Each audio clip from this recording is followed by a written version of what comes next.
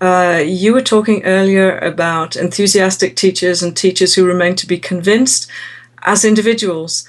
And what I'm working with a lot is trying to encourage teachers to work in teams, to learn from each other, and also to identify areas where they want to be better as a team, and to work out a way of trying to achieve that through a defined action research project. So this is to address the problem that when teachers are introduced to Web 2.0 ideas, they say, oh, this is so much for me to learn, and I can't cope, and why should I change anyway? But when you're working as a team, then you feed off each other, and it also means that whatever you do, the effect of it, the benefits of it, can spread to the rest of the people in your team.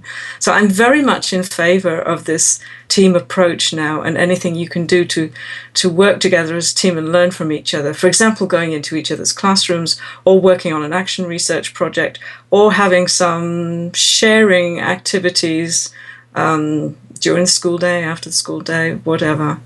And that should also be relevant in the Web 2.0 world, because if students are exposed to new tools, then it would be difficult if each teacher is having a different set of tools. You are saying that when working as a team, it will be more coherent and consistent, right?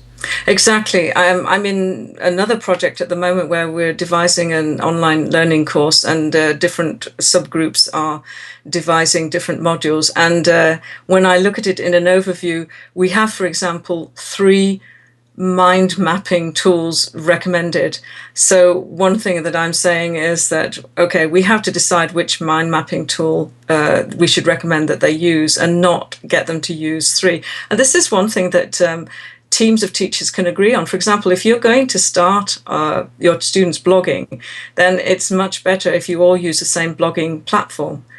It's not because one blogging platform is the best, just for the sake of convenience, because otherwise, one downside of Web 2.0 is that you end up with so many usernames and passwords.